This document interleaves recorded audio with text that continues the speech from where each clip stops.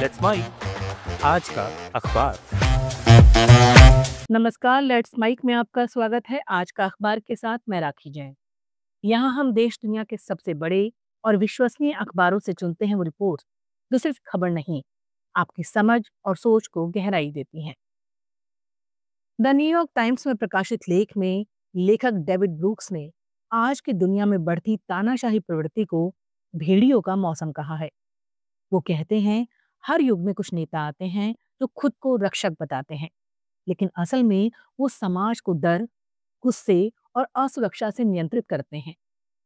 रूस के पुतिन से लेकर अमेरिका के ट्रंप, चीन के शी जिनपिंग, भारत के मोदी, इजराइल के नेतन्याहू या एलन मस्क जैसे कारोबारी चेहरों तक, ये पूरी ग्लोबल वुल्फ पैक यानी भेड़ियों का झुंड है जो अलग अलग देशों में एक जैसी प्रवृत्ति दिखा रहा है। लेखक बताते हैं, ये नेता पारंपरिक राजनेता नहीं बल्कि परफॉर्मर हैं। अपने झूठे किस्सों और नाटकीय बयानों से वो एक वैकल्पिक दुनिया रचते हैं जहां वो खुद उद्धारकर्ता और बाकी सब दुश्मन बन जाते हैं। लोग इनकी नीतियों से ज्यादा इनके ड्रामा से जुड़ते हैं।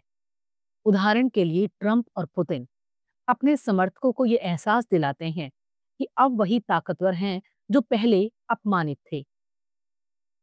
ये भेड़िए अपने आप को योद्धा बताते हैं और दूसरों को कमजोर नौकरशाह कहकर नीचा दिखाते हैं। वो लोकतांत्रिक संस्थाओं की बराबरी वाली सोच को ठुकराकर सत्ता यानी वर्टिकल पावर को महत्व देते हैं। एक ऐसी व्यवस्था जहां नेता ऊंचाई पर हो और जनता नीचे, बस आज्ञा माने।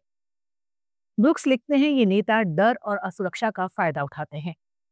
जब दुनिया में आतंक, आर्थिक संकट या अव्यवस्था होती है तो लोग किसी मजबूत हाथ की तलाश करते हैं और तब ये भेड़िए सामने आते हैं जो व्यवस्था बहाल करने के नाम पर तानाशाही को वैध बना देते हैं। उनकी रणनीति है, कभी पूर्वानुमानित मत बनो ताकि लोग हमेशा तुम्हारे डर में रहें। यही वजह है कि वो अचानक फैसले लेते हैं, जैसे पुतिन का युद्ध या ट्रंप की व्यापार नीतियां। इन नेताओं को अपने दुश्मनों की जरूरत होती है। वो किसी ना किसी को दोषी ठहराते रहते हैं ताकि जनता का गुस्सा सही दिशा में ना जाकर उनके विरोधियों पर निकले। ऑनलाइन दुनिया में फैलाई गई अफवाहें और अराजकता भी इनके लिए हथियार बन जाती हैं। लेख का सार यही है, आज की दुनिया में जब संस्थाएं कमजोर हैं और समाज असुरक्षित महसूस करता है, तब ये भेड़िए ताकतवर हो जाते हैं। वो खुद को रक्षक बताते हैं, पर असल में वही डर और विभाजन के निर्माता हैं। जैसे जैसे दुनिया में ऐसे भेड़ियों की संख्या बढ़ती है, हर देश अपने भेड़िए की तलाश करने लगता है। यही इस दौर का सबसे बड़ा खतरा है। द गार्जियन में प्रकाशित संपादकीय में हाल ही में ब्रिटेन की जेलों से कैदियों की गलती से छूट जाने की घटनाओं पर चिंता जताई गई है। अखबार का कहना है, ये सिर्फ मानवीय गलती नहीं बल्कि एक टूटी हुई न्याय व्यवस्था का लक्षण है। ऐसी व्यवस्था जो सालों से कम फंड, कम स्टाफ और पुरानी सोच से जूझ रही है। संपादकीय बताता है कि लंदन की मशहूर वेंट्सवर्थ जेल दो अलग अलग कैदियों विलियम स्मिथ और बरहीम कद्दूर शरीफ का गलती से रिहा होना ब्रिटेन की जेल प्रणाली की गहरी खामियों को उजागर करता है। स्मिथ को 45 महीने की सजा हुई थी, लेकिन वो उसी दिन जेल से निकल गया और कई दिन बाद खुद लौट कर आ गया। वहीं कद्दूर शरीफ, जो एक यौन अपराधी था और जिसे निर्वासित किया जाना था, 6 दिन तक जेल से गायब रहा और किसी को खबर तक नहीं हुई। अखबार ने लिखा, एक कैदी का छूट जाना गलती हो सकती है, लेकिन दो का होना लापरवाही नहीं, बद इंतजामी है। लेख कहता है, ये हादसे किसी एक जेल या अफसर की नाकामी नहीं बल्कि पूरे क्रिमिनल जस्टिस सिस्टम की बीमारी है। ब्रिटेन की जेलें ओवरक्राउडेड हैं।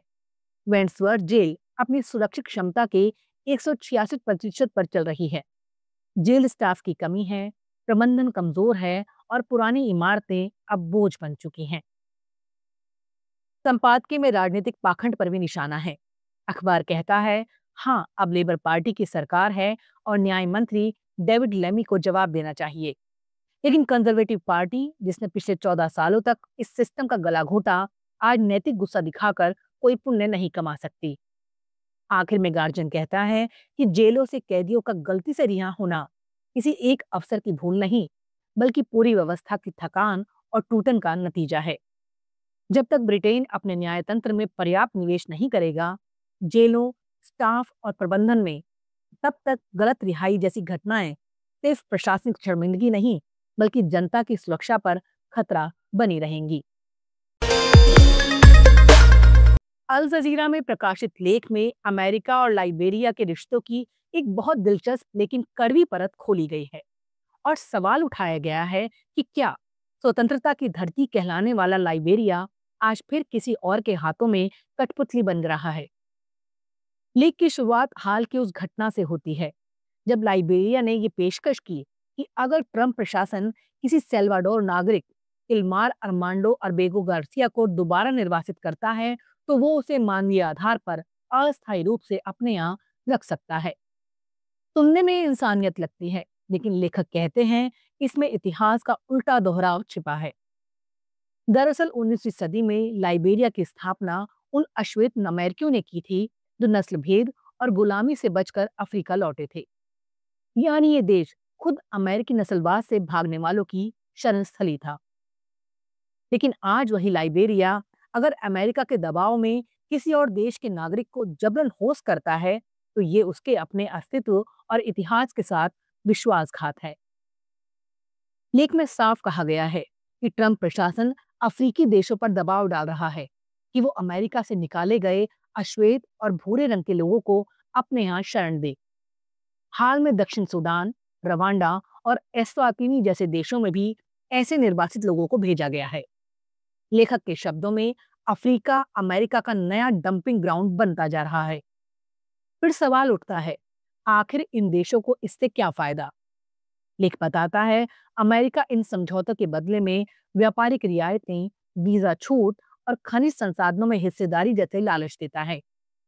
लाइबेरिया के साथ भी यही हुआ। उसे वीजा नियमों में छूट मिली और अमेरिकी कंपनियों को उसके रेल और खनन प्रोजेक्ट्स में एंट्री। लेख का मर्म यही है कि लाइबेरिया को याद रखना चाहिए कि उसकी पहचान उस दिन बनी थी जब उसने नस्ल भेद के खिलाफ खड़े होकर आजादी चुनी थी। अगर आज वो अमेरिका की राजनीतिक चालों में फंसकर जबरन निर्वासितों को स्वीकार करता है तो ये उसी आजादी की आत्मा को धोखा देने जैसा होगा। यानी अल जजीरा का ये लेख हमें याद दिलाता है, जो देश कभी शरण था उसे अब शरणस्थली नहीं संप्रभुता बनकर खड़ा होना चाहिए। आज का अखबार में फिलहाल इतना ही। देखते रहिए, सुनते रहिए लेट्स माइक। नमस्कार। आप सुन रहे थे let's mic more than radio. Follow कीजिए हमें हमारे सोशल मीडिया प्लेटफॉर्म्स पर। It's time for news. It's time for more than radio. Presenting the first radio news app, Let's Mic. Let's Mic, a news-based app on your phone where you get to watch and listen news, talk shows, interviews, radio show podcasts. On Let's Mic, you get all relevant information of TV, print, radio, podcast, and digital. Let's Mic talks about every segment of life.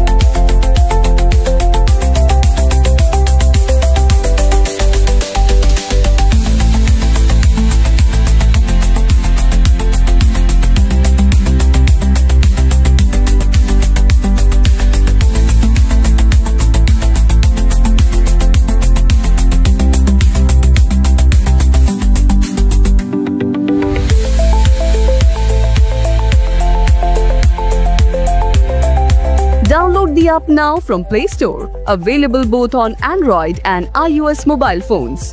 Follow us on YouTube, Instagram, Twitter, LinkedIn, Facebook, Telegram, WhatsApp, Snapchat. Let's talk, let's connect, and let's mic. It's time for news. It's time for more than radio. Presenting the first radio news app, Let's Mic. Let's Mic, a news-based app on your phone where you get to watch and listen news, talk shows, interviews, radio show podcasts. On Let's Mic, you get all relevant information of TV, print, radio, podcast, and digital. Let's Mic talks about every segment of life.